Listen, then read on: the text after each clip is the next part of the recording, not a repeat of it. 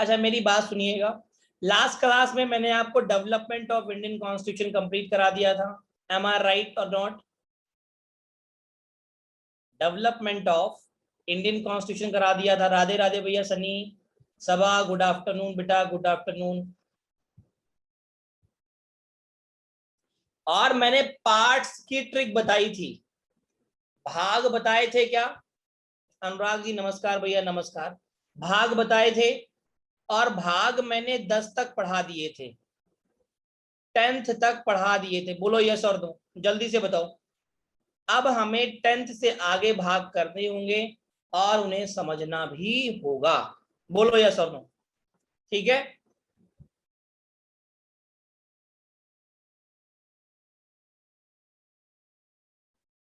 भाग पढ़ा दिया था, भाग सारे हो गए थे। सबा ओके, कुछ लोगों की आज नई क्लास भी होगी। ओके डन, कोई इशू नहीं है, कोई इशू नहीं है, बिल्कुल परेशान मत होइए।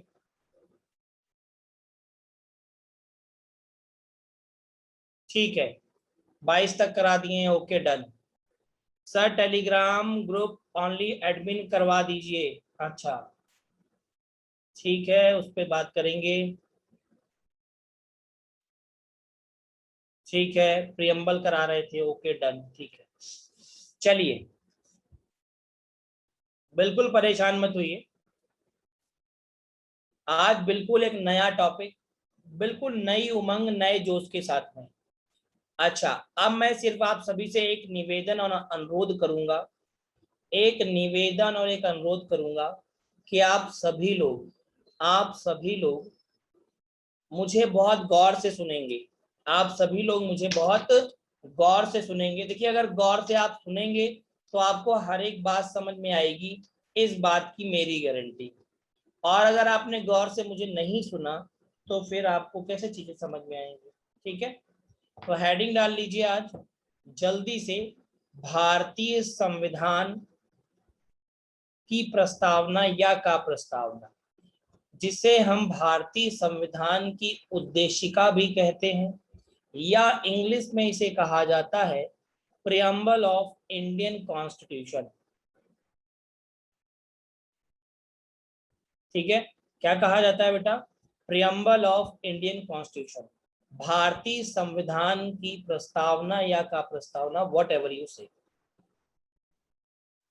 कहते हैं। अब भारतीय संविधान की जो प्रस्तावना है उसे हम लोगों ने यूएसए के कॉन्स्टिट्यूशन से लिया है। कहां से लिया है? यूएसए के कॉन्स्टिट्यूशन से लिया है।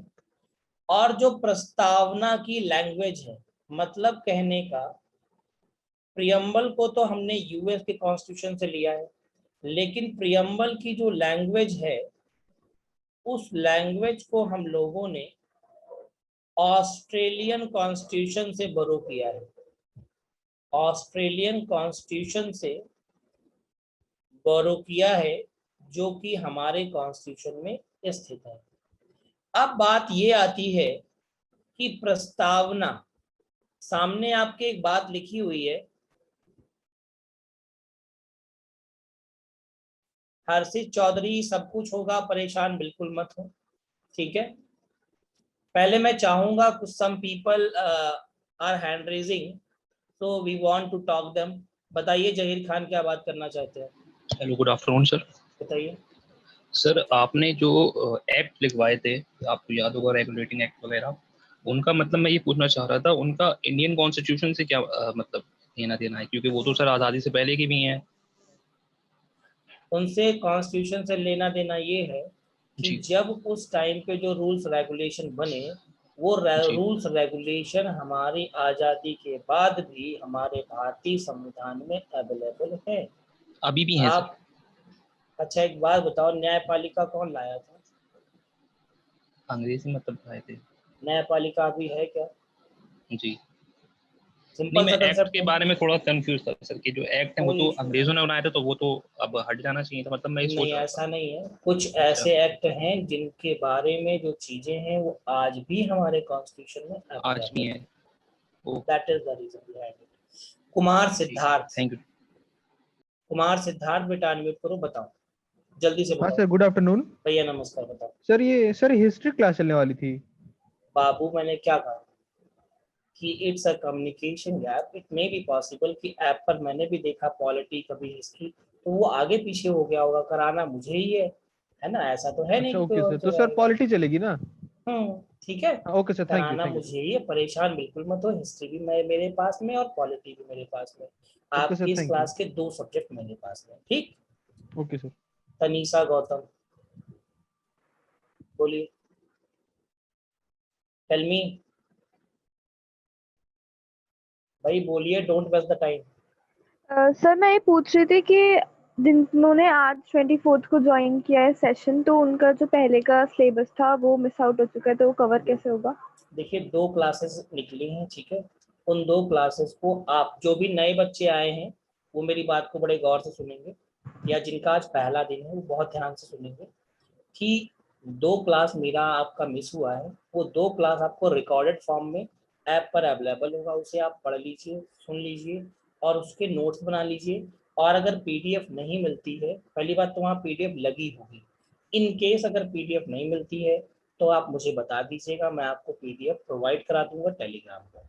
बात क्लियर हो गई। ओके दूसरी सर, चीज, और अगर हिस्ट्री कोई का? डाउट, एक सेकंड लेट मी फिनिश बेटा। Okay okay okay. अगर अगर कोई डाउट होता है तो वो आप मुझसे मेरे टेलीग्राम से जुड़ जाएंगे, अभी मैं आपको बता दूंगा, वहां से जुड़ जाएंगे और आप मुझसे वहां पर अपने क्वेश्चन भी पूछ लेंगे। Is it clear? Yes sir. चलिए। एंड व्हाट अबाउट हाँ हिस्ट्री? हिस्ट्री हाँ same thing is going on, ठीक है। ओके, मतलब टू वहां पर भी टू 2 क्लासेस लेक्चर आर है, left and only we 2, have to हाँ। कवर 2। ओके बिल्कुल बिल्कुल डेफिनेटली, आप वहां से रिकॉर्डेड सेशन को कवर कर सकते हैं, ओके, ठीक। Thank you so much sir. Okay. Okay. Pratiksha ji, tell me Pratiksha बेटा, प्रतीक्षा बताएं, अनम्यूट करिए, गुड बताइए बेटा, आफ्टरनून सर। बेटा बताइए। सर भाई मेरे क्वेश्चन का आंसर मुझे मिल गया है, वही न्यू स्टूडेंट वाला था, आज अच्छा दीदी ने ठीक है, ज्वाइन किया है। पहले उसे पढ़ लीजिए, अगर कोई भी समस्या आएगी तो आप मुझसे कहेंगे, हम आपको उसे रेक्टिफाई कर देंगे। इज इट क्लियर बेटा? Okay thank you. Okay sir, thank you. चलिए, तो मैंने आपसे 2 बातें कही कि जो हमारा कॉन्स्टिट्यूशन है, उस कॉन्स्टिट्यूशन में जो प्रियम्बल है उसे हमने यूएसए से लिया था। कहाँ के कॉन्स्टिट्यूशन से लिया था? यूएसए के कॉन्स्टिट्यूशन से लिया था, ठीक।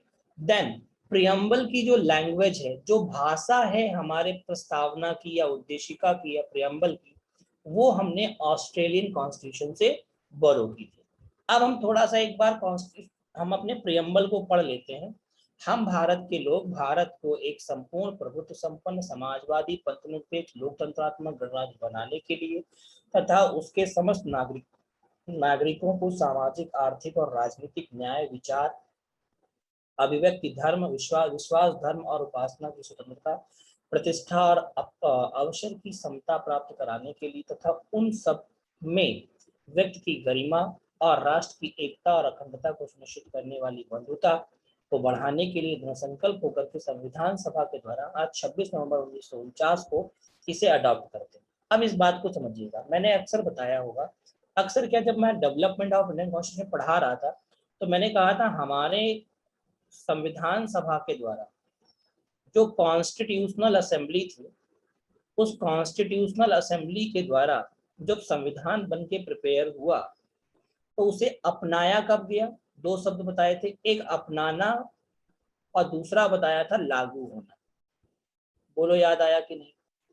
अपनाया गया था इसे 26 नवंबर 1949 को, 49 को, और लागू हुआ था 26 जनवरी 1950 को।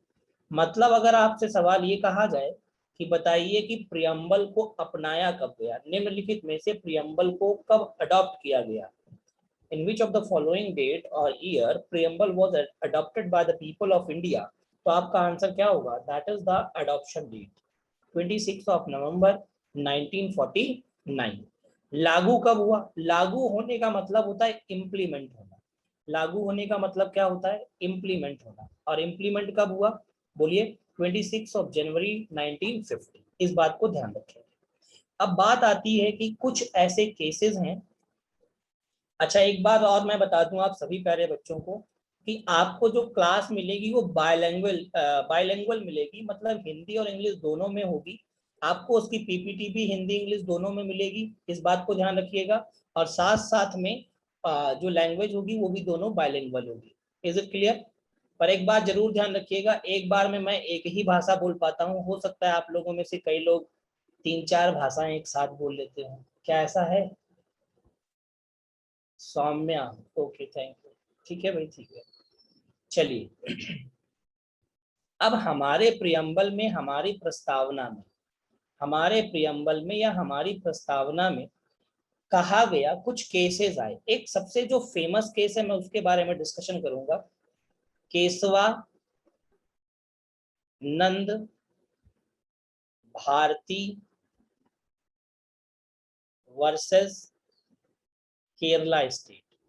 मेरी बात को पहले बहुत गौर से सुनिएगा, मैं फिर से आप सभी से कह रहा हूँ, Kesavananda Bharati case versus Kerala state. Happy अभी दिखा देंगे, परेशान मत हो, ठीक है, दिखाएंगे बेटा।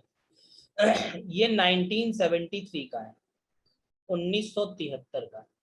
इस केस में कहा गया कि हमारे प्रस्तावना में कुछ ऐसे शब्द हैं जिनका अर्थ सही नहीं है और हम चाहते हैं कि उन्हें बदला जाए। और ये बात लेकर के भाई साहब पहुंच गए सुप्रीम कोर्ट। कहां पहुंच गए? सुप्रीम कोर्ट, सर्वोच्च न्यायालय पहुंच गए, उच्चतम न्यायालय। सुप्रीम कोर्ट ने यहाँ पर एक डिसीजन दिया और उस डिसीजन में कहा, सुप्रीम कोर्ट ने क्या कहा? द बेसिक फीचर, क्या शब्द बोला बेटा? The basic feature of constitution और preamble can not be destroy. जो संविधान के या प्रस्तावना के हमारे आधारभूत क्या मैंने कहा?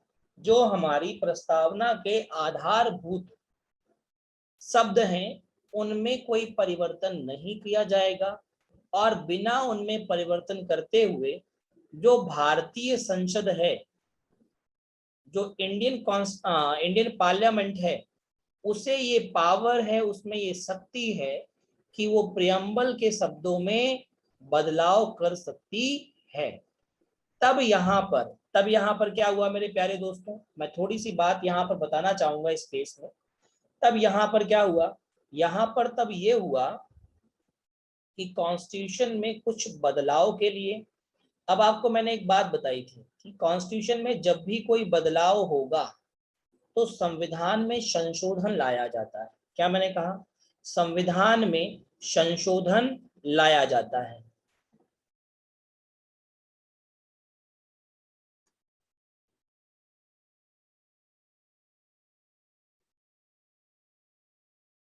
पुष्पांजलि, इसके लिए कोई वो आपको एक बार चेक करना पड़ेगा बेटा, क्योंकि जजेस के कोई नाम यहाँ पे कभी नहीं आते है ना, कि कौन केसेस को हैंडल कर रहा था। ठीक है, क्योंकि सुप्रीम कोर्ट ऐसे केसेस के लिए स्पेशल जो चीफ जस्टिस होते हैं उनके अंडरटेकिंग में कमेटी बनाते हैं जजमेंट की। ठीक है, उसके बिहाफ पर होता है, इस बात को ध्यान रखिएगा। ठीक है, हाँ, तो यहाँ पर 42nd मतलब 42वां संविधान संशोधन, कॉन्स्टिट्यूशनल अमेंडमेंट एक्ट 1976 लाया गया, जिसके बिहाफ पर संविधान में 3 शब्दों को जोड़ा गया। इन 3 शब्दों के नाम है SSI। क्या नाम है? SSI। अतुल राय, जो भी आपका डाउट है वो आप कमेंट बॉक्स में बताएं, उसे एक बार रेक्टिफाई करने का प्रयास किया जाएगा। 3 शब्दों को जोड़ा गया, उनका नाम क्या है? SSI। पहले S का मतलब क्या हुआ आप सभी लोग समझ पा रहे होंगे। पहले S का मतलब है मेरे प्यारे बच्चों सोशलिस्ट। क्या बोलते हैं? सोशलिस्ट। दूसरे S का मतलब क्या है? It's secular. और तीसरे I का मतलब क्या है? मुझे लगता है आप जान गए होंगे, इट्स इंटीग्रिटी। इंटीग्रिटी। तो ये 3 वो शब्द हैं जिन्हें जोड़ा गया। सोशलिस्ट का मतलब होता है समाजवादी, सेकुलर का मतलब होता है पंथ निरपेक्ष, और इंटीग्रिटी का मतलब होता है अखंडता। मतलब 3 शब्द बन के आए, कौन कौन से? समाजवादी, पंथ निरपेक्ष और अखंडता। इन 3 शब्दों को 42वें संविधान संशोधन 1976 के द्वारा संविधान में, प्रस्तावना में, प्रियम्बल में या उद्देशिका में संशोधन करके जोड़ा गया? यही सवाल आपके एग्जाम में बनता है। क्वेश्चन समझ लीजिए और सुन लीजिए कैसे आते हैं। पहला क्वेश्चन कैसे बनेगा? निम्नलिखित में से प्रस्तावना में संशोधन कर कौन सा शब्द नहीं जोड़ा गया? पहला शब्द है, तो ये तीनों ऑप्शन में होंगे, सोशलिस्ट, सेकुलर, इंटीग्रिटी। एक कोई अलग दिया होगा, वो नहीं जोड़ा गया। मुद्दा क्लियर। दूसरा क्वेश्चन ऐसे होगा, निम्नलिखित में से 42वां संविधान संशोधन किससे संबंधित है? तो उसमें ऑप्शन होंगे preamble, fundamental right, citizenship, fundamental duty, 4 option होंगे। तो एक सही और 3 गलत होंगे, इस बात को ध्यान रखिएगा। नेक्स्ट अगर मैं बात आप सभी से कहूं, बिल्कुल बताया जाएगा, हर चीज बिल्कुल बताया जाएगा, परेशान बिल्कुल मत होइए, ठीक है, टेंशन मत लीजिए। इसके लिए मैं आपको बता दूं, आप सभी को देखिए, आप सभी को अगर पता ये लगे कि मैं कैसे सेशन में क्वेश्चन अच्छे कर पाऊं, तो उसके लिए मैं आपको सभी को बता दूं, 12:30 से 1 बजे तक डेली बिल्कुल फ्री क्लास होती है मेरी यूट्यूब पर, जिसमें मैं सिर्फ और सिर्फ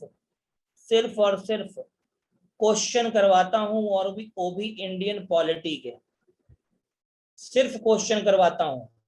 तो आप डेली जुड़ सकते हैं 12:30 से 1 बजे तक। और जो भी बच्चे टेलीग्राम जिनके पास नहीं है, वो टेलीग्राम डाउनलोड करेंगे, और ये ऊपर आ रहा हुआ ये आप इससे क्या करेंगे भैया, 15 मिनट के लिए ही जुड़ जाओगे ना, तो 5 सवाल हो जाएंगे 15 मिनट में। कितने हो जाएंगे? 5 सवाल। फिर बाद में उसे आप देख भी सकते हैं, ठीक है। ये देखिए, बहाने मत बताया करिए, मेरी क्लास होती है, मेरा वो होता है, मुझे भी पता है आपकी क्लास होती है, आप ही की नहीं, मेरी भी क्लास होती है भाई, ठीक है। तो आप सभी लोग अगर 10 मिनट के लिए भी जुड़ेंगे तब भी 2 सवाल हो जाएंगे। ये सोचो ना, ये क्यों सोचते हो कि मैं 10 मिनट के लिए क्यों जाऊंगा? 10 ही मिनट के लिए आओ, 15 मिनट के लिए आओ, जितने के लिए आप आ सकते हो। मैं ये नहीं कह रहा हूं कि नहीं पूरे घंटे पढ़ो, पूरे आधे घंटे पढ़ो, आप जितने समय तक आ सकते हो उतने, ये आपकी इच्छा पर डिपेंड है ना। तो ये बात ध्यान रखिएगा। तो आप जो भी बच्चे, नाइट में भी होती है, बिल्कुल नाइट में भी है, 7:40 से लेकर के 8 बजे तक, मतलब 8 बजे तक, 7:40 to 8 तक है इवनिंग में। ये 20 मिनट की क्लास है सिर्फ मेरी, ठीक। अब आप समझदार हैं कि क्लास 20 मिनट की क्यों हो रही है? क्योंकि भैया डिमांड ज्यादा है और सप्लाई कम हो पा रही है, ठीक है, समय भी तो होना चाहिए मेरे पास। तो इसलिए कोशिश करिए कि आप इतने बजे आ पाए। कोई बात नहीं, 12:40 के बाद आ जाइए उदित जी, 12:40 के बाद आ जाइए, 12:45 के बाद आ जाइए। वो क्लास 1:05, 1:10 तक चलती है। टेलीग्राम पर ये सर्च करोगे आपको मिल जाएगा, ये लिखा है GS GA GK by Raghavendra sir, इसको सर्च करोगे मिल जाएगा, ठीक है। चलिए अब आगे की बात करते हैं। हाँ, मोहम्मद अकरम, अमेंडमेंट देखिए, संविधान में जब संशोधन होगा तो वो आर्टिकल में भी हो सकता है संशोधन, वो पार्ट्स में भी संशोधन हो सकता है, वो शेड्यूल में भी संशोधन हो सकता है, वो आर्टिकल में भी संशोधन हो सकता है, किसी में भी हो सकता है। तो अमेंडमेंट जो रिलेटेड होंगे वो किसी न किसी आर्टिकल से जरूर संबंधित होंगे या किसी न किसी भाग से संबंधित होंगे, ठीक है। इस बात को आप ध्यान रखें। अब मेरी बात को ध्यान से सुनिएगा। एग्जाम के पॉइंट ऑफ व्यू से मैं एक और पॉइंट आपको बता देता हूं, जो अक्सर आप सभी से पूछा जाता है एग्जाम में। 42वां संविधान संशोधन किसके संविधान है? अरे भैया, ये नाम है, 42nd अमेंडमेंट नाम है। भारतीय संविधान में बहुत सारे संशोधन हो चुके हैं।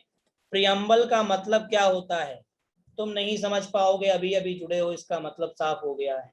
प्रियम्बल का मतलब प्रस्तावना और उद्देशिका होता है, ठीक है। इतनी बात आपको याद रखनी होगी बस। आपके एग्जाम में यही क्वेश्चन बनते हैं कि लागू कब हुआ, अपनाया कब गया, लैंग्वेज क्या थी, कहां से ली गई थी, और साथ ही साथ में USA से क्यों लिया, क्या लिया गया था, केशवानंद भारती केस क्या है, और कौन कौन से शब्दों को जोड़ा गया, कौन सा संशोधन है, ठीक। अच्छा, एक क्वेश्चन होता है बेरूबादी केस से।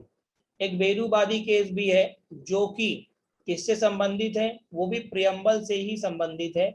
इस बात को आप ध्यान रखेंगे, एग्जाम में कभी कभार आ जाता है। हालांकि आपके जो यूपी ट्रिपल एससी के एग्जाम है यहाँ पर केसेस बिल्कुल भी नहीं आएंगे, इस बात को आप ध्यान रखिएगा, क्योंकि उसे भी पता है कि बच्चा कौन सा स्टैंडर्ड एग्जाम दे रहा है, 10th and 12th standard. बेरूवादी case 1960 का है, बिल्कुल बात आपकी ठीक है, बहुत अच्छे बेटा। वर्सेस यूनियन था, यूनियन ऑफ स्टेट मतलब भारत सरकार के अगेंस्ट में लाया गया था, जिसमें कुछ चेंजेस की बात कही गई थी। ठीक, तो बेरूवादी जो केस होगा बेटा, बेरू मैं लिख दे रहा हूं, बेरूवादी केस, ठीक है, ये 1960 का है। ठीक, किससे संबंधित है ये भी संबंध रखता है प्रियम्बल से या प्रस्तावना से, इस बात को सभी लोग ध्यान रखेंगे। अब बारी आती है हमारे अगले टॉपिक की, छोटे से टॉपिक की, जिसका नाम है भारतीय संविधान की अनुसूचियां, जिसे हम इंग्लिश में कहते हैं शेड्यूल ऑफ इंडियन कॉन्स्टिट्यूशन। अगर मैं शेड्यूल ऑफ इंडियन कॉन्स्टिट्यूशन की बात करूं तो देखिए ब्लैंक पेज आ गया। ब्लैंक पेज का मतलब है कि मैं आपको समथिंग स्पेशल, कुछ नया बताना चाहता हूं, लेकिन मैं नया तब बताऊंगा पहले जब मैं एलोब्रेशन आपको करा दूंगा। एलोब्रेशन का मतलब जानते हो? अच्छा, आप सभी लोग ईमानदारी से बताइएगा, टेल मी गाइस, कि प्रतीक्षा आप हैंड अपना लोअर गिरा दे बेटा, ये टॉप पर शो कर रहा है मेरे पास में। अब मेरी बात को सुनिएगा ध्यान से, कि आप जब एग्जाम में जाते हैं तो आपको ऑप्शन छोटा मिलता है कि दो लाइनों का या 3 लाइनों का ऑप्शन मिलेगा। ठीक है, तो आप हमेशा इस बात को ध्यान रखिएगा कि आपको जो भी ऑप्शन मिलेगा मेरे प्यारे दोस्त, वो कौन सा मिलेगा, वो आपको बहुत छोटा मिलेगा एग्जाम में। और ऐसा नहीं कि बहुत बड़ा ऑप्शन होगा, बहुत बड़ा क्वेश्चन होगा, नहीं। ठीक, तो यहाँ पर पहले आप एलोब्रेशन जान लीजिए कि क्या किसमें कहा गया है, शॉर्ट में होती चीजें। फिर मैं आपको एक ऐसी ट्रिक बताऊंगा जिससे आप जीवन में कभी भी शेड्यूल नहीं भूलेंगे, ये मेरी गारंटी है, आपको जीवन में कभी शेड्यूल नहीं भूलेंगे। ठीक है, पहले एलोब्रेशन पढ़ेंगे पर, ओके। चलिए गाइस, बढ़ते हैं आगे और जानने की कोशिश करते हैं। और जब चीजें समझ में आ जाएं तो क्या लिखना है, सभी को पता है क्या लिखना है, जल्दी से बता दो। डन डना डन डन, ट्रिपल डी लिखना होता है, ये बात ध्यान रखिएगा। तो पहली अनुसूची क्या कहती है? अब यहाँ पर जैसे अनुसूची बात आई वैसे 2 बातें मैं आप सभी को बता दूं। पहले जैसे अनुसूची शब्द आया तो मैं 2 बातें बताने के लिए इच्छुक क्यों हो गया, सुनिएगा। प्यारे बच्चों, सभी को पता है कि संविधान सभा का मतलब है कॉन्स्टिट्यूशनल असेंबली। संविधान सभा ने जो हमारा संविधान बनाने में समय लिया, वो 2 साल 11 महीने 18 दिन का लिया। बोलो सर, यस और no? 2 years 11 months and 18 days। दूसरी अगर मैं आप सभी से बात कहूं तो आप सभी लोग एक बात और ध्यान रखिएगा यहाँ पर मेरे प्यारे दोस्त, कि संविधान सभा ने जब संविधान बना करके हमें दिया तो उस टाइम पर हमारे संविधान में अनुच्छेदों की संख्या 395, भागों की संख्या 22 और अनुसूची जिसे हम शेड्यूल कहते हैं, इनकी संख्या 8 थी। ये मैंने इसलिए बताया है क्योंकि कुछ नए बच्चे जुड़े हैं तो वो भी जान जाएंगे। मतलब we can talk about the original constitution. जो हमारा ओरिजिनल कॉन्स्टिट्यूशन था उसमें ये नंबर्स थे बेटा। लेकिन अगर मैं प्रेजेंट की बात करूं, now we can talk about the present scenario में ये बदल चुका है। प्रेजेंट सिनेरियो में ये 470, ये 25 और मेरे प्यारे दोस्त अगर मैं इसकी बात करूं तो ये 12 हो चुके हैं। बात क्लियर? डे बाय डे बढ़ ही रहे हैं, इस बात को आप ध्यान रखें। कई जगह 470, कई जगह 468 लिखा होता है, डे बाय डे बढ़ रहे हैं। ठीक है पुष्पांजलि, बात को ध्यान रखिएगा बेटा। अब देखिए होता क्या है, मेरी बात को समझिएगा, हमें पढ़ने क्या है, शेड्यूल। तो क्वेश्चन कई बार कैसे आएगा, सुनिएगा। क्वेश्चन आएगा at the time of applicable of constitution या implementation of constitution in India, how many number of schedule in there। मतलब कहने का, जब संविधान लागू हुआ था उस समय कुल अनुसूचियों की संख्या क्या थी। ऑप्शन सारे दिए होंगे, क्या क्या दिए होंगे, 8 भी होगा, 12 भी होगा, 4 भी होगा और 10 भी होगा। तो कई लोग क्या करेंगे, खुशी के मारे देखते, अरे शेड्यूल 12, अरे हो गया गलत, नरक हो गया, कर दिया गलत। इसलिए सवाल को बहुत अच्छे से पढ़ना है। बात क्लियर है? बात क्लियर है बच्चे? और इसके लिए मैं आप सभी को बता दूं, अगर इससे अगर आप जुड़ जाएंगे तो आपको बहुत सारे क्वेश्चनों का पीडीएफ भी मिलता रहेगा, ठीक है। तो आप इससे जुड़ना बिल्कुल ना भूलें सभी लोग। चलिए, तो पहले मैं बढ़ता हूं पहले शेड्यूल की तरफ। पहला शेड्यूल कहता है contain the list of state, और दूसरी बात कहता है contain the list of union territory. Bharat में राज्यों की संख्या कितनी, जल्दी से बताओ कमेंट बॉक्स में, देखें कौन कौन सही बताएगा। भारत में राज्यों की संख्या कितनी, जल्दी से बताओ कौन कौन सही बताता, देखते हैं। बहुत बढ़िया, बहुत, देखो एक गलत आ गया, एक गलत दे गया कोई आंसर, 2 गलत, 3 गलत, जल्दी जल्दी और बताओ। देखो मुझे 3-4 लोग मिल गए गलत वाले। भैया भारत में राज्यों की संख्या, फिर एक गलत आया, 28 है। मैं नाम नहीं लूंगा, जिसने भी भेजा है वो समझ लेगा, 29 वाले सब गलत हैं।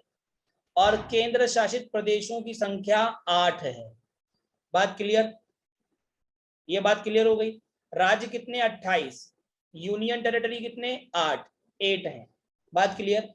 अब मैं इसे आपको रेक्टिफाई कर देता हूं। पहले स्टेट कितने थे, सनी यादव, मुझे लगता है तुमसे बात करनी पड़ेगी, कौन सा स्टेट बढ़ाया गया है? हाँ, नजमा तारिक गलत आंसर दे रही हैं, सौम्या गलत आंसर आ रहा है सभी का, नंदनी, हाँ पहले 29 थे। अब सुन लीजिए मेरी बात को, पहले 29 थे, जम्मू कश्मीर को राज्य से हटा दिया, तो कितने हो गए राज्य, ये बता दो बस। 28 हो गए, बात खत्म। चलो, जम्मू कश्मीर यहां से हटा तो पहले केंद्र शासित प्रदेश कितने थे, 7। जम्मू यहां आया तो जम्मू में 2 भाग कर दिए, एक जम्मू कश्मीर कर दिया और दूसरा लद्दाख कर दिया। बोलो हाँ या ना। तो कितने हो गए, 7 और 2 9, तो 9 हो गए केंद्र शासित प्रदेश। लेकिन यहां पर जो दमन द्वीप था, जो दमन एंड द्वीप था, उसको विलय कर दिया दादर नागर हवेली ने, मतलब एक और घट गया यहां से, तो कितने बचे, 8। बोलो बात समझ में आई कि नहीं, बोलो बात समझ में आई कि नहीं, बात क्लियर। शेड्यूल 2 पे बात करेंगे, शेड्यूल 2 पे बात करेंगे। शेड्यूल 2 में क्या लिखा है सुन लीजिए, इतनी लंबी रामायण पढ़ने से अच्छा है कि आप शॉर्टकट में मेरी बात को समझें। शेड्यूल 2 में कहा गया है सैलरी। आप बताइए, नौकरी करोगे तो वेतन लोगे कि फ्री में करोगे, जल्दी से बताओ। एंड अलाउंसेस, वेतन और भत्ते, नौकरी करोगे तो वेतन लोगे कि फ्री में करोगे, जल्दी से बताओ। अच्छा देखो कितनी जल्दी कहने पैसा लेंगे, बहुत यार बेईमान लोग हो।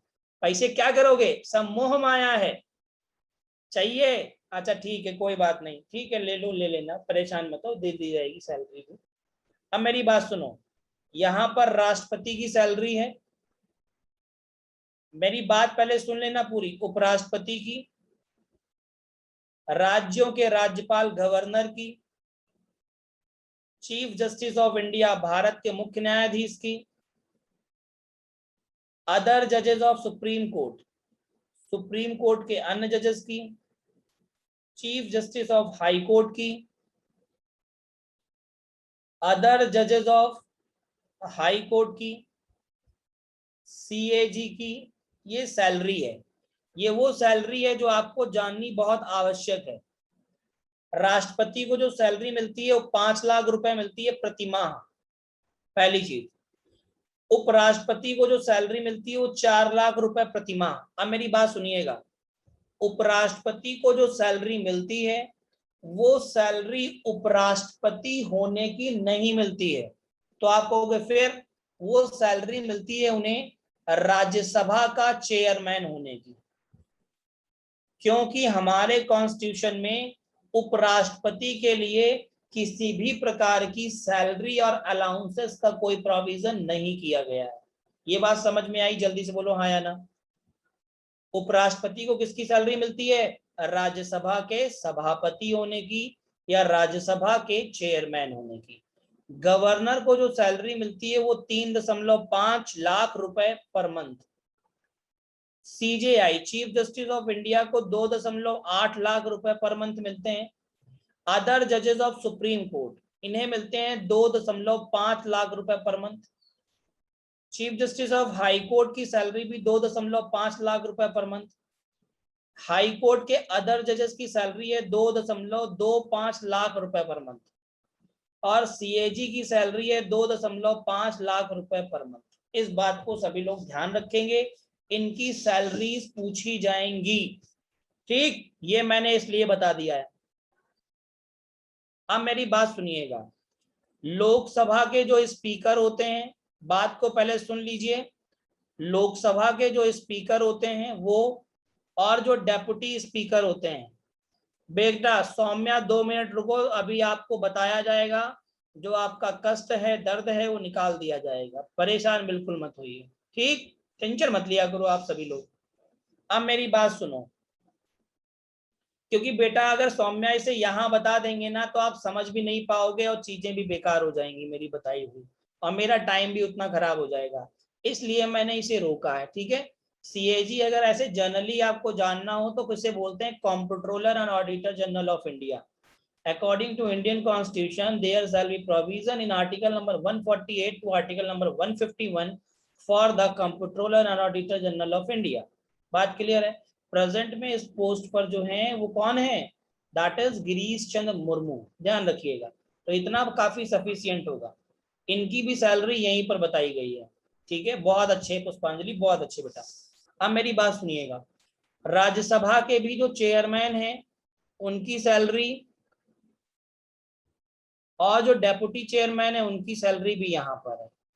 नेताओं की सैलरी का तो बात ही खत्म कर दो। ठीक है, क्योंकि ये अपने मन से इन्हें बढ़ानी होती है, अपने मन से घटाते तो कभी है नहीं, लोग बढ़ती ही रहती है। बोलो हाँ या ना, सही कह रहा हूँ गलत कह रहा हूँ, जल्दी बताओ। अब कोई ये मत कह देना कि नेताओं की सिर्फ बुराई मत करिए। देखो मैं बुराई किसी की भी नहीं कर रहा हूँ, क्योंकि लड़ाई मेरी किसी के साथ भी नहीं है। ठीक है, अच्छा अब मेरी बात और सुनिएगा। तीसरा जो शेड्यूल है वो कहता है ओथ। क्या कहता है? ओथ। ओथ का मतलब है अफर्मेशन। ठीक है, अफर्मेशन का मतलब है शपथ कौन दिलाएगा।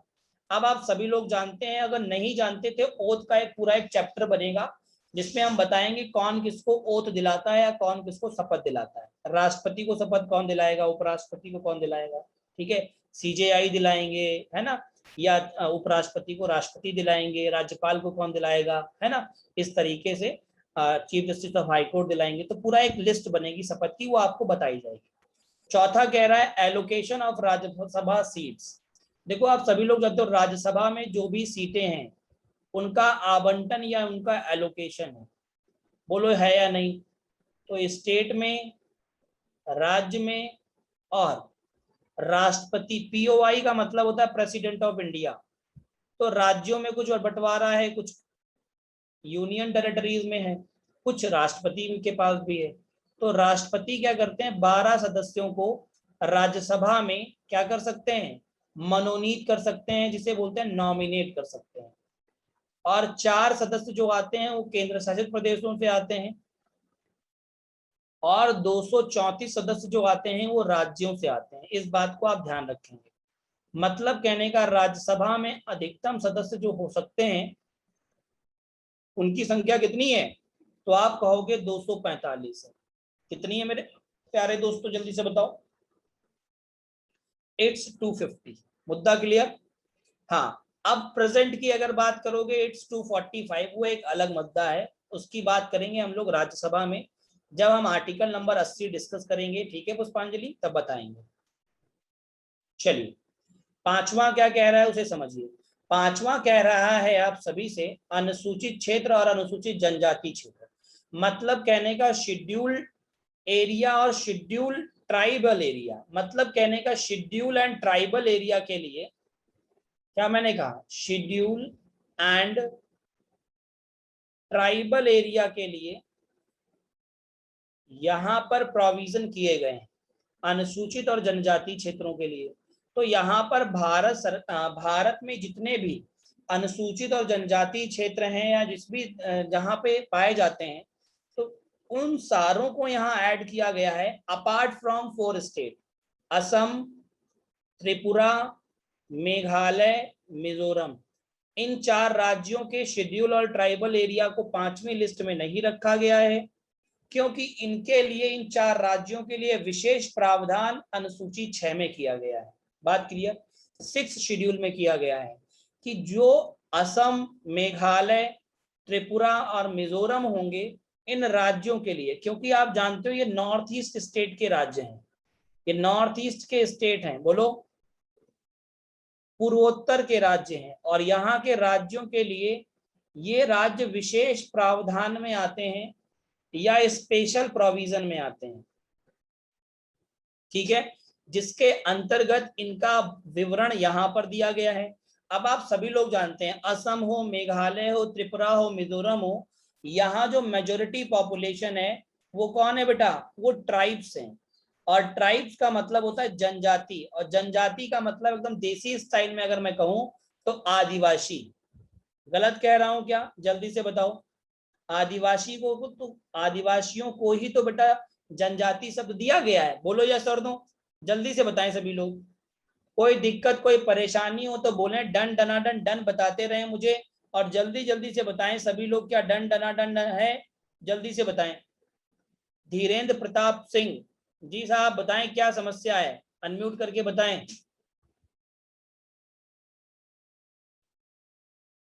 चलिए, सभी को लगभग क्लियर है। I have received more than 30 replies from your side guys. तो मुझे लगता है 110 में से 30 अगर आते हैं तो अच्छा नहीं है भैया। यहाँ लोग जितने भी बैठे हैं सब पंजीरी खाने ना आए।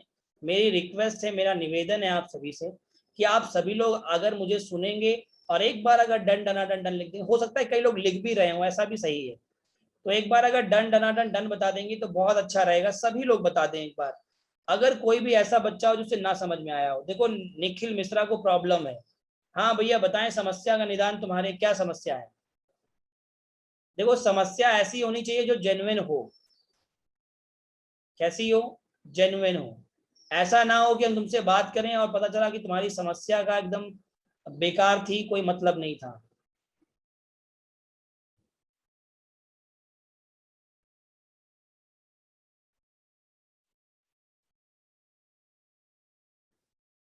निखिल अनम्यूट कर लीजिए। निखिल मिश्रा, देखो है समस्या नहीं खत्म हो गई, बात करने से पहले समस्या खत्म हो जाती है। यहाँ पे कौन सो रहा है? सो नहीं अनिल कुमार, सोना गुनाह है। लेटो भी नहीं, बैठ के पढ़ो। मैं तुमको अगर लेट के पढ़ाऊं कैसा लगेगा? एकदम लगे, और एक तो वीडियो भी खोले हो, लगे। छठा रिपीट कर दीजिए। बिल्कुल, छठे में विवेक शर्मा जी, छठे में बताया गया है आदिवासियों के लिए, जो आदिवासी हैं, जो ट्राइब हैं, उनके प्रशासन और शासन की बात बोली गई है। ये वो राज्य हैं जो पूर्वोत्तर भारत के राज्य हैं, जिनका नाम असम, मेघालय, मिजोरम और त्रिपुरा है। शॉर्ट में अगर आप लिखना चाहें तो आप इसे एटीएम का स्क्वायर भी लिख सकते हैं। ए का मतलब असम, टी का मतलब त्रिपुरा, और एम स्क्वायर का मतलब होता है M into M, Meghalaya and Mizoram. इन 4 राज्यों के लिए प्रावधान किए गए हैं। चलिए अगला हम बात करेंगे शेड्यूल 7 की। कह रहा है कि इसमें एलोकेशन ऑफ पावर है। एलोकेशन ऑफ पावर का मतलब होता है कि यहाँ पर शक्तियों का बंटवारा है केंद्र और राज्य के बीच में, और वो शक्तियां 3 लिस्टों के आधार पर या 3 सूचियों के आधार पर बांटी जाएंगी। कौन कौन सी सूची है? एक का नाम है यूनियन लिस्ट, इसे कहते हैं राज्य सूची। दूसरे का नाम है राज्य सूची मतलब स्टेट लिस्ट, और तीसरे का नाम है कॉन्करेंट लिस्ट या समवर्ती सूची। तो ओवरऑल मिलाकर के ये 3 सूचियां हैं जो डिस्ट्रीब्यूशन ऑफ पावर के लिए बताती हैं, या डिस्ट्रीब्यूशन ऑफ पावर या एलोकेशन ऑफ पावर या केंद्र और राज्य की शक्तियों का बंटवारा करके बताती हैं। ठीक, फेडरल नहीं बोलेंगे यहाँ पर, फेडरल शब्द यूज मत करिए, इट्स स्टेट, संघ बोलेंगे, राज्य बोलेंगे बेटा, ठीक है, फेडरल नहीं है यहाँ पे। चलिए अगला आप सभी की स्क्रीन पर है, और क्वेश्चन क्या कह रहा है? क्वेश्चन इन द मीन्स 8वां अनुसूची क्या कह रहा है? कह रहा है रिकॉग्नाइज्ड लैंग्वेजेस, भाषाएं। तो मैं आप सभी को बता दूं, जब हमारा संविधान जोड़ा गया था तो हमारे संविधान में गिनती की भाषाओं की संख्या मात्र और मात्र 14 थी या 14 थी, लेकिन प्रेजेंट में ये भाषाएं भी बढ़ करके कितनी हो गई हैं, 22 हो चुकी हैं। इट मींस 22 हो चुकी हैं। मतलब यहाँ पर भी 8 भाषाओं का ग्रोथ हुआ है। अगर आप जानना चाहो तो मैं आपको ऐसे बता देता हूं, सिंधी, नेपाली, मणिपुरी, कोंकणी, बोडो, डोगरी, मैथिली, संथाली। देखिए 6 ये रही और 2 ये रही, 8 भाषाएं हैं। देखो हरसू जी पूछ रहे हैं कि शेड्यूल कितने हैं। सभी बच्चे कमेंट बॉक्स में बता देंगे कि शेड्यूल कितने हैं। ये पूछ रहे हैं भैया शेड्यूल कितने हैं, जल्दी से बता दो इन सभी को। देखो भैया आंसर आया, देख लो कितने शेड्यूल हैं। Sir but I have read, क्या रीड भैया, एक सेकंड रुक जाओ, ये सवाल थोड़ा सा अटपटा है। फंडामेंटल राइट है,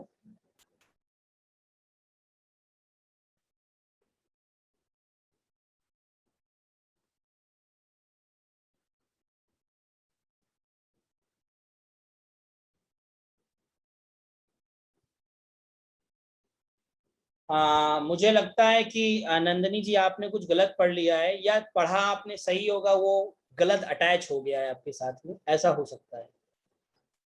9th शेड्यूल क्या कहता है?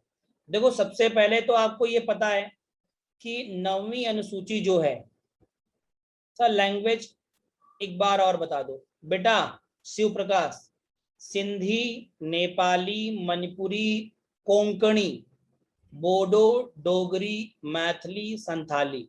परेशान मत हो, आगे लैंग्वेज पढ़ाएंगे तब बताएंगे, टेंशन मत लो। देखो मैं बेसिक बातें आप सभी को बता देता हूं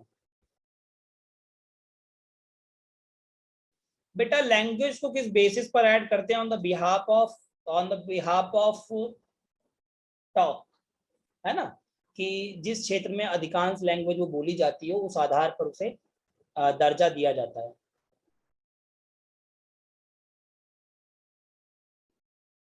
भैया ये सब एक ही चैप्टर है, कोई कह रहा है सबका एक ही चैप्टर है। हाँ बाबू सबका एक ही चैप्टर है, परेशान मत हो। अच्छा एक बात है, कई छोटे बच्चे भी हैं, लग रहा है 12th 10th वाले पास होके आए हैं, वो बड़े परेशान हैं। टेंशन बिल्कुल मत लो बेटा, टेंशन मत लो सभी लोग, ठीक है। चलो 9th शेड्यूल को जो जोड़ा गया था संविधान में, वो जोड़ा गया था पहले संविधान संशोधन के द्वारा।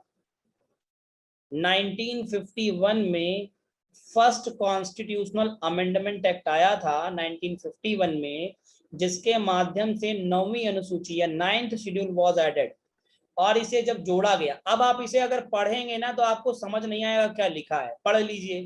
Contain provision as to validation of certain acts and regulations. भैया इन सबका मतलब सिर्फ एक है, it will be related to land reforms. इनका संबंध भूमि सुधार से संबंधित है। किससे संबंधित है बेटा? भूमि सुधार से संबंधित है। किससे संबंधित है?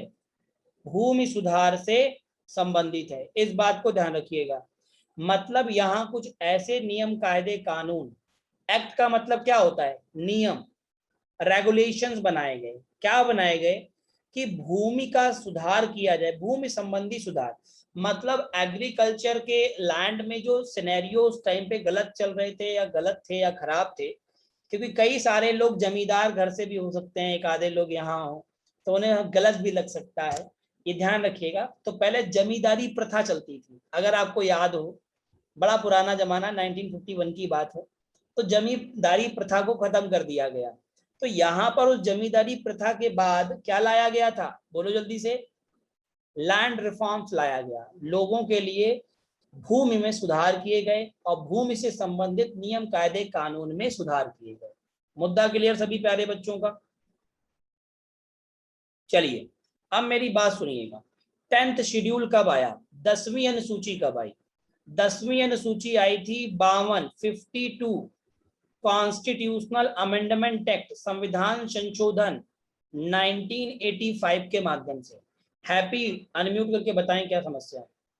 52 कौन, हाँ बताएं। हेलो।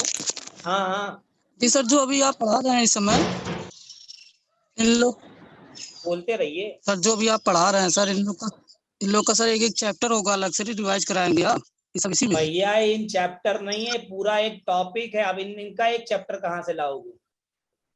ये 12 शेड्यूल है, इन 12 शेड्यूल को याद रखना है। अब सर इनका इसमें एक कोई कुछ बताना बता रहे हैं सर, यही है क्या? हाँ यही जो बता रहे तो आप हैं बता यही रहे है हैं। भैया।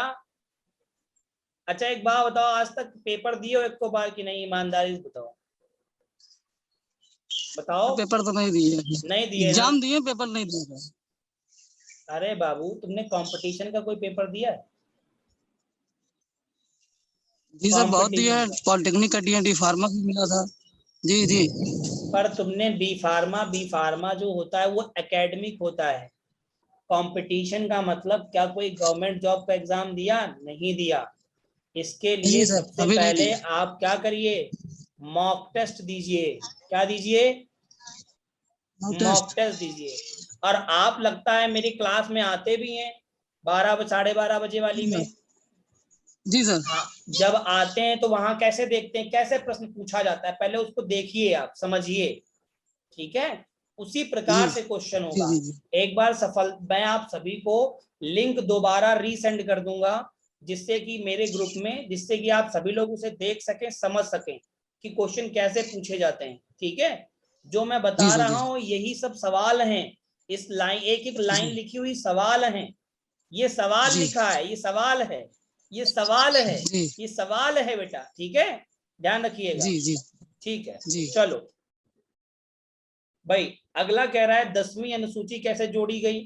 10वीं अनुसूची जोड़ी गई 52 कॉन्स्टिट्यूशनल अमेंडमेंट एक्ट के द्वारा। इसमें आया क्या? इसको अगर देसी भाषा में याद रखोगे तो बोलते हैं दल बदल कानून। अंग्रेजी में पढ़ोगे तो याद रखना पड़ेगा एंटी डिफेक्शन लॉ। देखिए मैंने आपको तब भी छोटा सवाल बताया है, क्या आपके ऑप्शन में इतना बड़ा लिख के आएगा? बता दो मुझे। Contain provision as to disqualification on ground of defection, नहीं आएगा। लेकिन मेरा काम यह है कि जो संविधान में लिखा है पहले तो वही मैं लिखूंगा, फिर मैं उसको क्या करूंगा, रैशनलाइज करूंगा और उसको बिल्कुल समराइज कर दूंगा और छोटे फॉर्म में बता दूंगा। तो इंग्लिश में क्या लिखा हो सकता है? 10वीं अनुसूची का संबंध किससे? एंटी डिफेक्शन लॉ से या दल बदल कानून से संबंधित है। इस बात को ध्यान रखेंगे। 11वीं अनुसूची क्या कहती है? 11वीं अनुसूची कहती है इसमें पंचायत की पावर, अथॉरिटी और रिस्पॉन्सिबिलिटी को बताया गया है। किसकी बेटा? पंचायत। अभी उत्तर प्रदेश के चुनाव हुए हैं पंचायत के, जिसे बोलते हैं आप लोग प्रधानिक चुनाव थे। बोलो हाँ या ना, हुए कि नहीं? अब जब चुनाव हुए तो आप सभी ने देखा, क्या देखा कि पंचायत की अब शक्ति क्या है, उसकी जिम्मेदारियां क्या हैं, उसके अधिकार क्या हैं, इन सब के बारे में यहाँ पर बताया गया है। बोलो भैया जल्दी से, मुद्दा क्लियर? बहुत शानदार। तो सभी लोग एक बार बता दें, इतनी बात डन डना डन डन है? कोई दिक्कत, कोई परेशानी? जल्दी से बताएं सभी लोग। Everyone provide the confirmation in the chat box. अब आपके मन में एक बात तुरंत आनी चाहिए, सर ये भी जोड़ी गई होगी किसी ना किसी संविधान संशोधन के द्वारा। बिल्कुल जोड़ी गई मेरे दोस्त। इसे जोड़ा गया था 73वें संविधान संशोधन 1900। अब देखो इसमें समस्या है, ये 1992 में आया था और ये लागू 1993 में हुआ। तो कई जगह क्या होता है कि 73वां संविधान संशोधन 1993 लिखा होगा, तो उसमें आप परेशान मत हो जाइएगा, ठीक है? 1992 में आया था और 93 में लागू हुआ, इस बात को आप ध्यान रखेंगे और याद रखेंगे। अब बात आती है शेड्यूल 12। ये जब आया तो इसमें म्युनिसिपैलिटीज को बताया गया। आपने नगर निगम, विनियम क्या होता है? बहुत बढ़िया। विनियम का मतलब होता है कुछ ऐसे रूल्स रेगुलेशन जो सरकार के द्वारा बनाए जाते हैं, ठीक है, जिन्हें आप कह सकते हो एक तरीके से कानून। तो यहाँ पर जो म्युनिसिपालिटीज हैं, म्युनिसिपालिटीज का मतलब है नगर निगम, बोलो सुना होगा, नगर निगम। नगर पालिका भी सुना होगा फिर तो नगर पंचायत भी सुना होगा। तो ये वो शब्द हैं जो म्युनिसिपालिटीज के अंतर्गत आते हैं। बात क्लियर है? बोलो जल्दी से।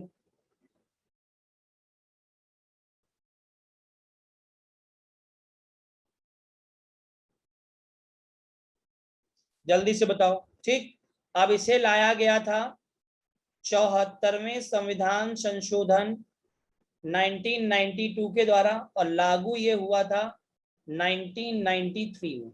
कब लागू हुआ था? ठीक है, कब? 1993 में लागू हुआ था। इस बात को आप ध्यान रखेंगे। ठीक, बहुत अच्छा प्रश्न है जहीर खान आपका कि अब तक कितने अमेंडमेंट हो चुके हैं। बहुत अच्छा सवाल है। देखो अभी तक जो 122 के आसपास तो हो चुके हैं, और it will B continue increases. ये लगातार बढ़ रहे हैं। लगातार क्या हो रहे हैं भैया? जल्दी से बताएं। ये लगातार बढ़ रहे हैं। ठीक, बिल्कुल सेम ईयर में लागू हुए और सेम ईयर में ही आए थे अनामिका जी। इतना मुद्दा क्लियर?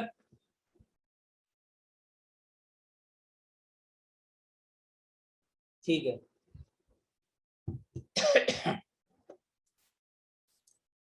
मनीष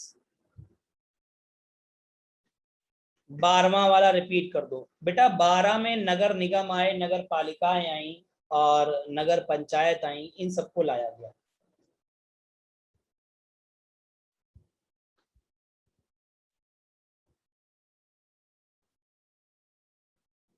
ऐसा नहीं कह सकते हर ईयर संशोधन होता है।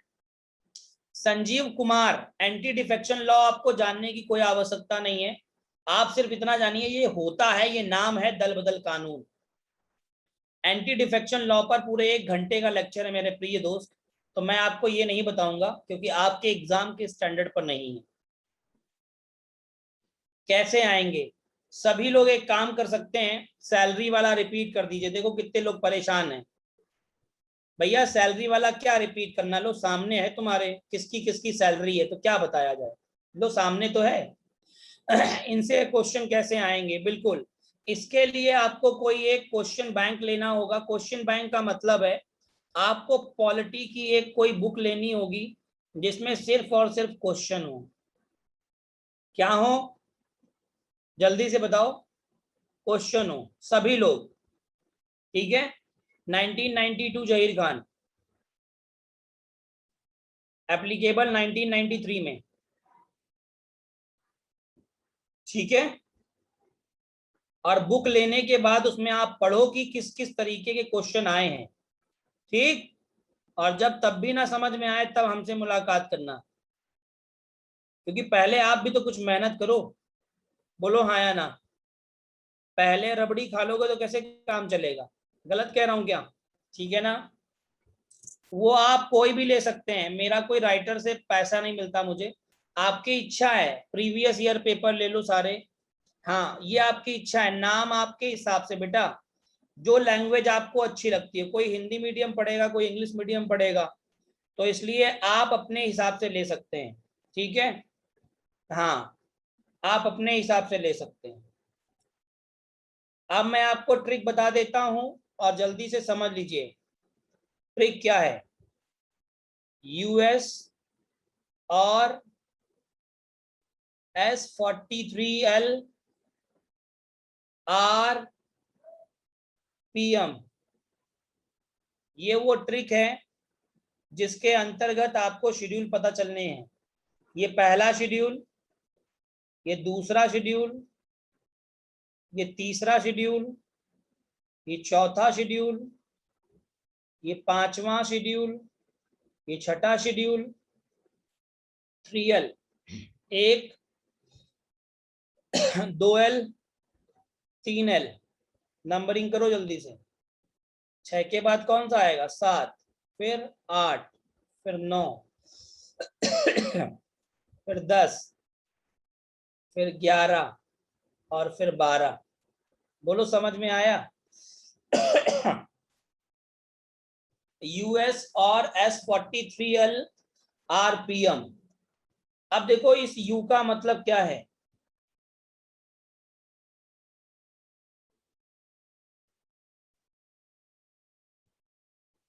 कुछ भी नहीं एक्स्ट्रा करना है पुष्पांजलि, कुछ भी नहीं करना। इट्स सफिशिएंट, इट्स सफिशिएंट नहीं, it's more and more sufficient. Trick समझ लो। यू का मतलब क्या है? यूनियन। और यूनियन का मतलब क्या है? भारत को राज्यों का संघ कहा गया है। मतलब अगर भारत राज्यों का संघ है तो इसमें लिस्ट आ गई कि नहीं आ गई? लिस्ट ऑफ स्टेट आया कि नहीं आया? लिस्ट ऑफ यूटीज आया कि नहीं आया? जल्दी से बताओ। एस का मतलब क्या है? सैलरी। किसकी किसकी सैलरी बताएगी? आपको पता है। ओथ। ओ का मतलब क्या है? ओथ, शपथ। आर का मतलब क्या है? राज्यसभा की क्या सीटों का, क्या है सीटों का? एलोकेशन या बंटवारा या आवंटन, वॉट एवर यू से। एस का मतलब क्या बताया था? Schedule and tribal area. बोलो हाँ या ना। 4 में क्या बताया था? इन 4 राज्यों का, कौन 4 राज्य? असम, त्रिपुरा, मेघालय, मिजोरम। इन 4 राज्यों का अनुसूचित एवं जनजातियों का क्या है? तो बताओगे अनुशासन, शासन, प्रशासन और नियंत्रण।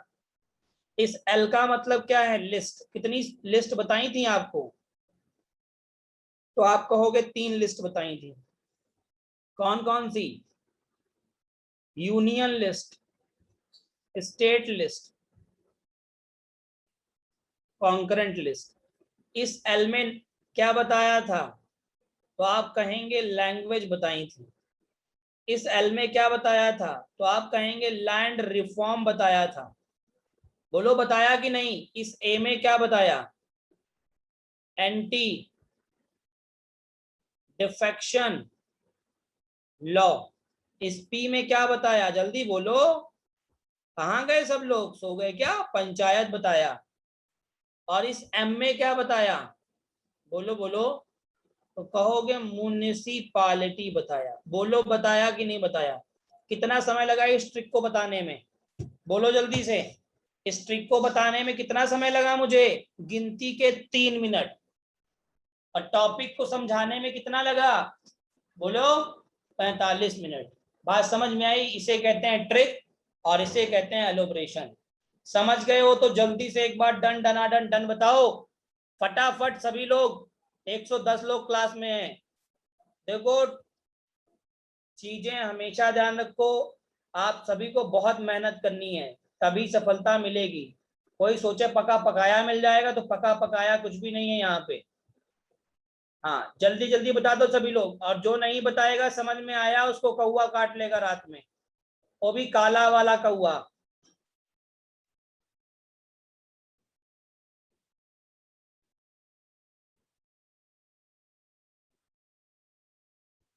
I have received more than 60 options from 50 नहीं 60 आंसर्स फ्रॉम योर साइड कि सभी को समझ में आ गया है।